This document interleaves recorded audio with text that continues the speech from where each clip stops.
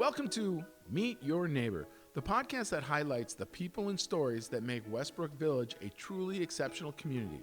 I'm your host, Steve Marilla, local realtor, neighbor, and proud member of this vibrant community. Each episode, we sit down with residents to learn about their careers, life experiences, and what brought them to Westbrook Village. It's a chance to connect, share, and celebrate the unique journeys that shape our neighborhood. Thanks for tuning in. And now, let's meet your neighbor. This week on Meet Your Neighbor, we're sitting down with someone who's lived a truly remarkable life, Larus Durnell. From his days as a track star, to proudly serving in the U.S. Navy, to a career as a commercial pilot, Larus has done it all. His journey is packed with stories of speed, service, and sky-high adventures. Now retired, Larus and his wife Diane call Westbrook Village home, and their presence here has made a big impact. Not only are they fantastic neighbors, but they have also introduced many wonderful people to the community, helping make Westbrook Village the vibrant, welcoming place it is today. Now let's meet your neighbor. Hello, Larus. How are you? Hi. Doing good. Super. Well, we're in here doing a podcast, and you are from Missouri, I just found out. See, I didn't know. Yes, I'm from a little town called Sedalia, Missouri. I grew up there straight out of dental college that my dad was from in Kansas City, moved to Sedalia. So I grew up high school there and went to college, two different colleges in Missouri. Did you play any sports in high school? Yes, I was a track star, football player, played some basketball. So yes, I was big into sports. What'd you do for track? I was a sprinter. I okay. was 100-yard, 220, and a 440 sprinter. I tried hurdles. That didn't work out, so I stuck with sprinting. Sprinting. I was the shortest I could do was a half mile because I was slow. All the slow runners are milers. At least in high school. I mean, they get fast, but yeah, I never had that. I never had that twitch that gives you the speed that you probably had if you were good. Did you do any in college or? I did not take my full ride scholarship to college that I felt bad about later because I ended up going to that college after 2 years. But I had a full ride for a track scholarship. I set the record in the 100-yard dash. In high school, I got the relay in Warrensburg, Missouri, and the guy came up to me after the sprint and offered me a full ride scholarship, and like an idiot, I didn't take it. Really? So you kind of lived to regret that later? 'Cause I did, in that especially since I went to a Christian college the first 2 years, and that didn't work out too good for me. So Sure. I went to Central Missouri State University, which is where the scholarship was offered originally, but I graduated from there without the scholarship. Yeah. So you didn't play any sports there? I suppose that first 2 years. I was a little scared of college in that I wasn't a straight A student by any means. I was more in athletics and not so much into academics. And yet I was in the pursuit of getting into dental school, following my dad's footsteps. Oh. And so I was concentrating more on scholastics rather than sports in college. Yeah, I went to college for a year. I focused mainly on girls. And that doesn't surprise me. I couldn't do sports or academics. So I said, I'm paying a lot of money to meet girls. So I thought I'd do something else. So you get done with college. Obviously, you did not become a dentist, right? That is correct. I took the SAT. I had the interview. I had my dad and 3 or 4 other dentists pulling for me, but I did not make it. Huh. My senior year in college, last term of my senior year in college, I was walking after an elective class I had, which happened to be on insurance. Yeah. And my friend of mine, the same situation I was. I said, Jim, after we were walking after class, I said, what are you going to do when you graduate? Because we were like 2 months from graduation. Sure. And he said, well, they've got the military on campus here in their interview. I just interviewed. Well, I'm going to go in the Navy and become a pilot. Wow. Wow. So, long story short, I went to talk to the Air Force, and I talked to the Navy. And I was a little bit partial to the Navy because my dad had been in Navy Reserve, which put him through dental school. Okay. And I went through the interviewing process and whatever, the flying, the interview, and I got accepted into Navy flight program. Oh, wow. That had to from feel there. pretty So, good. yeah, that was at a big long table and dark room, big formal table, and that was the interview. They put me on the end of the table, and after I'd done all the testing and the flying, Sure. and he interviewed me. So it was a process. Huh. But yeah, Had you had any desire to fly before? I had never done any flying before. I'd only been in an airplane a couple times, maybe, just as a passenger at that point. And ironically, the one time I remember, a college roommate of mine, we were going to St. Louis, as opposed to the train, and the price was about the same. But we took off, and there's a twin-engine turboprop, and I was sitting on the left-hand side of the airplane. Yeah. They lost the engine. We got back to St. Louis, and I called my parents up, and I told them I'm taking out a $1 million policy Really? on myself in case I get killed. So that was my first experience in really flying. So, Really? But yeah, I got accepted into the Navy flight program, and had to deal with some of Ed's Marine drill sergeants for 4 months before I got my commission and before I even saw an airplane, but started the flight training after that. So did you, what year was this? Do you remember? That was 1968, and 1969 I got my commission and started my flight program in March of 1969.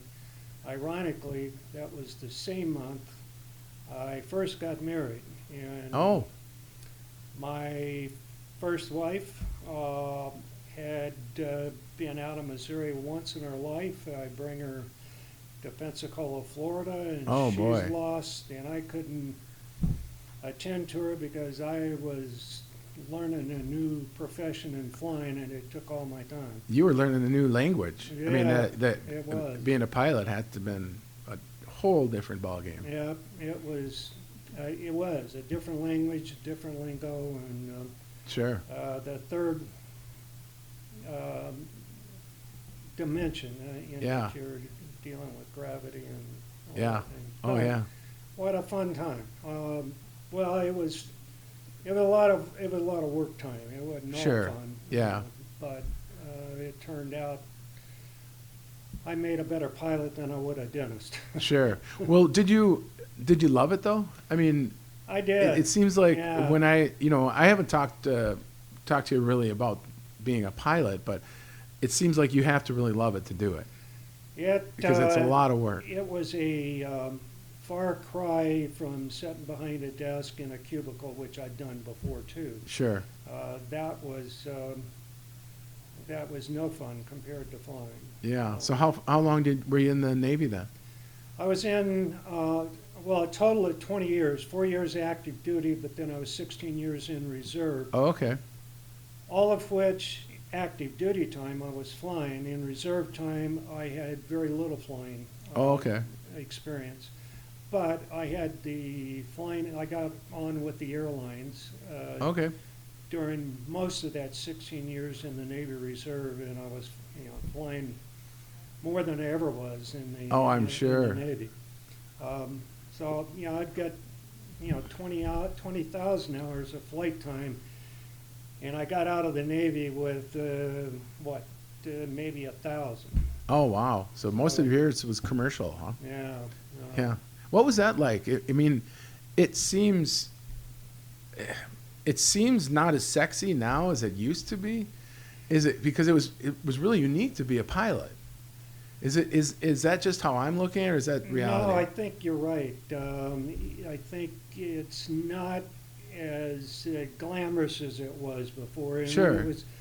I was with TWA for a while, and those people, those pilots, were like walking, breathing rock stars. Yeah, you were celebrities. Yeah. Yeah. It wasn't so much that way when I was doing it.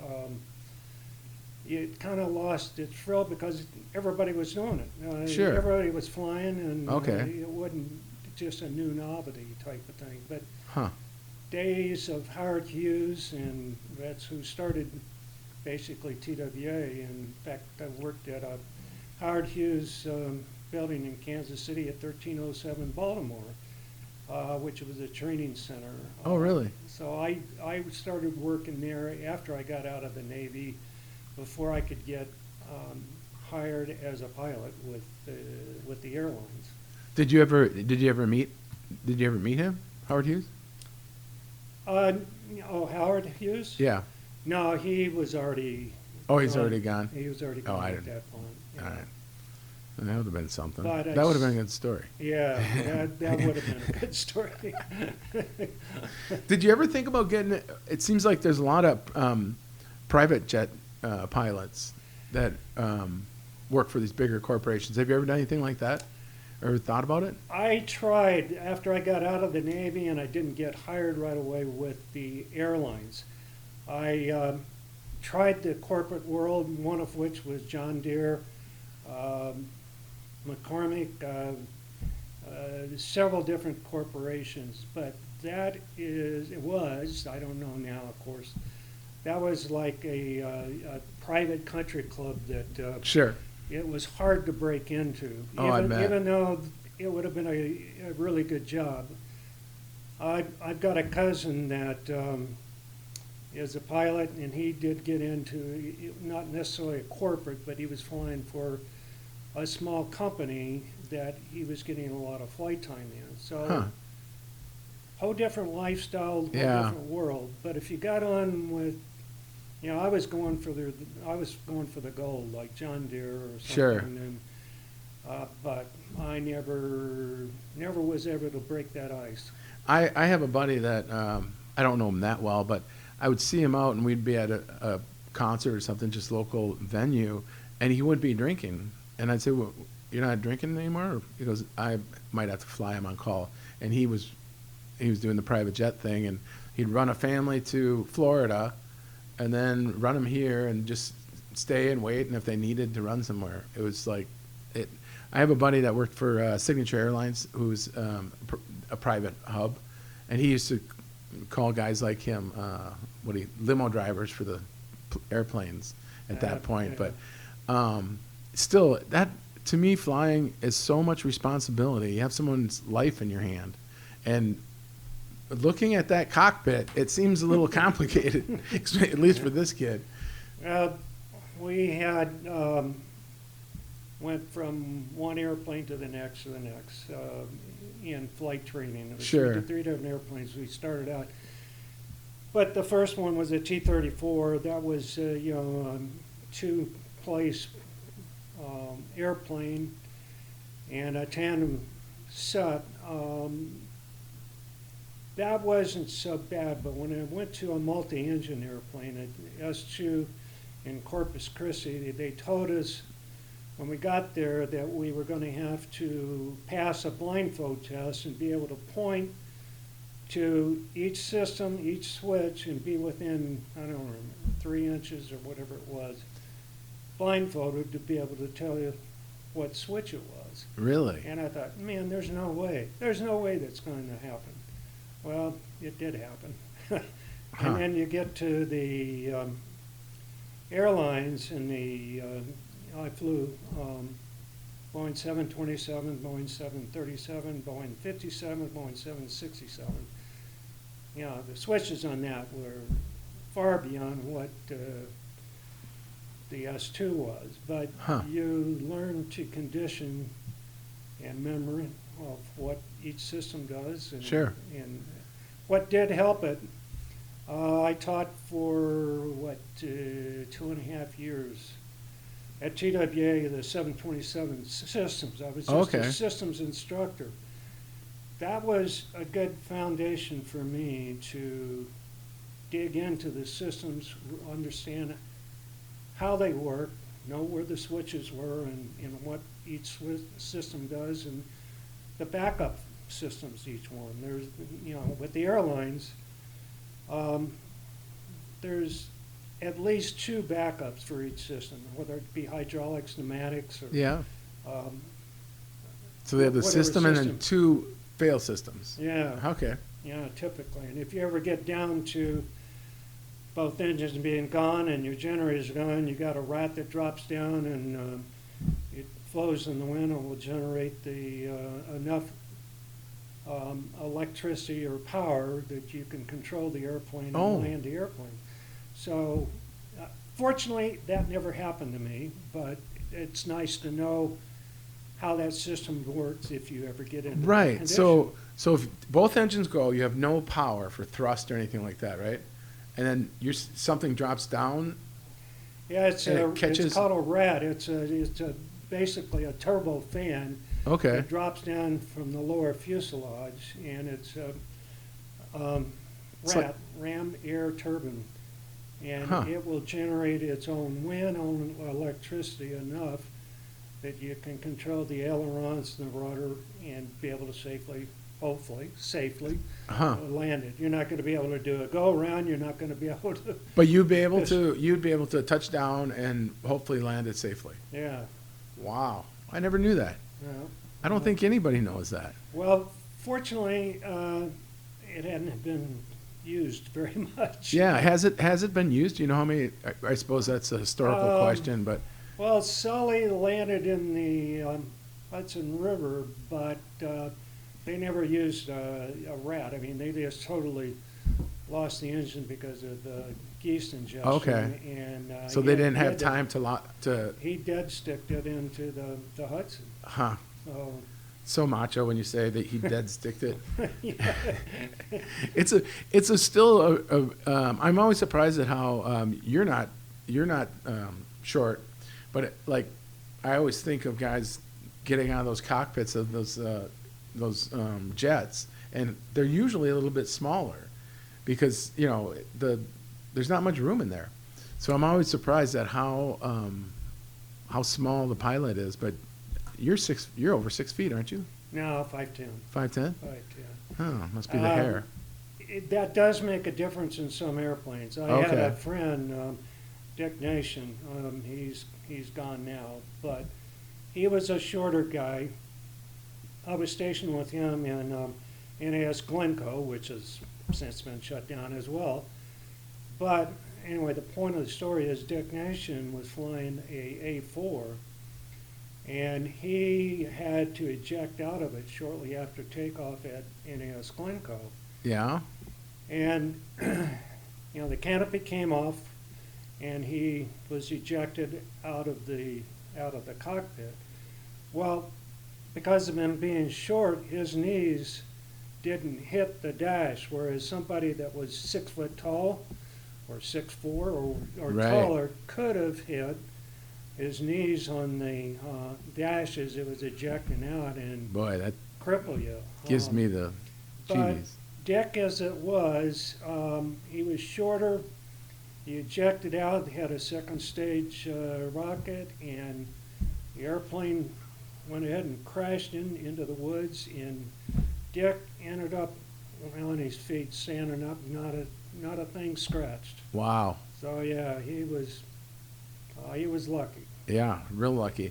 Well, I did two other podcasts today, and both of them said you brought him to Westbrook. Well, but you had mentioned your hunting buddy, because you used to do a lot of hunting, didn't you? I would still like to. I can't do as much, and I didn't get drawn this year. But yeah, Jeff Clayton, a good friend of mine, just moved into Westbrook, and been hunting with him for 9 years, something like that, I guess. What are you hunting? Elk? Yeah, well, the only thing Jeff and I have hunted together has been elk. Yes. Okay, Colorado or here? All in Arizona. In fact, I didn't know Jeff till we came back in Arizona. Okay. All my elk hunting in Colorado was before I met Jeff. So. Huh. Yeah, I heard the elk herd here is amazing. Is it? I mean, that's what I went up to Flagstaff and I never knew there was elk here until they started talking about pulling for elk tags. Jeff and I 2 years ago and 3 years ago were up in Alpine, Arizona, which is right on the Arizona-New Mexico border. Yeah. And in the hunting field, we did see a couple of elk. But coming into Alpine each night, we were staying in a cabin in Alpine. And in Alpine Valley, every night there was a herd of 100 plus Really? elk. So we got to see elk. You got to see We them. just couldn't shoot them. Right. Well, I went elk hunting and mule deer hunting in Riggins, Idaho, Hell's Canyon, and I said, "Where's the big mule deer?" They go, "Usually by the post office." You know, that's usually how it goes. They're pretty smart animals. So, Yeah. so how'd you end up coming to Westbrook? Well, we were living in Colorado for 15 years when Diane and I got married. We got married in 1989, moved up to Colorado, out of Durango, Colorado, maybe 6 months after we got married. Okay. And I was able to talk her into staying up there. We lived up there for 15 years, so I lived up there with Diane and her two kids. Yeah. For 15 years. And long story short, after 15 years, and I was about ready to retire from the airlines at the request of the age. And my wife said, I'm going to Phoenix without or with you. I can see her saying that. So Was she just tired of the cold and the? she was tired of the cold, and the kids were getting to the point of they were almost out of school. Okay. I guess high school. So yeah, and Diane is very social, as Yep. you all know. Yep. She's and wonderful. I was very fortunate that I was allowed to stay up there for 15 years in the middle of 20 acres in the Oh woods. boy, that sounds So beautiful. It was ideal for me, But you were also flying and not there, so she was there alone a lot probably and thought. She got to where she was working in Durango, which was about 30 miles from where Okay. we were at. And she got tired of it. Yeah. But she joined a bowling league, and she still had her friends, but not like we've got in Westbrook. Yeah, Westbrook is pretty unique. I mean, so did you come right to Westbrook? No. When it was a do or die situation, we ended up getting a townhouse at Arrowhead, Okay. and we went from 20 acres, a barn, 3 ponds, a 2,000 square foot house to a townhouse in Oh, boy. Phoenix. I thought I was going to die, but we went from that to this, and then we were there maybe a couple years, and Diane was in real estate at the time, and Okay. she found a townhome at Westbrook Village, just south of CVS by Westbrook here Okay. at 91st and Union Hills. Yep. So we bought 2 of those, rented one out, and lived in the other one for probably 3 years. And we saw a house in Westbrook that we made an offer on, and that was 12 years ago. And is that the house you're currently in? And that's the same house. that And we're you're happy selling. with that? Yeah. Yeah. Can't afford it now. Yeah, right. Well, what do you love most about Westbrook? Oh my gosh. Well, the thing that's really helped Diane and I both is that the pickleball. Yeah. It's got us off the couch. It's got us activities. We've met friends, as like yourself. That Yeah. We've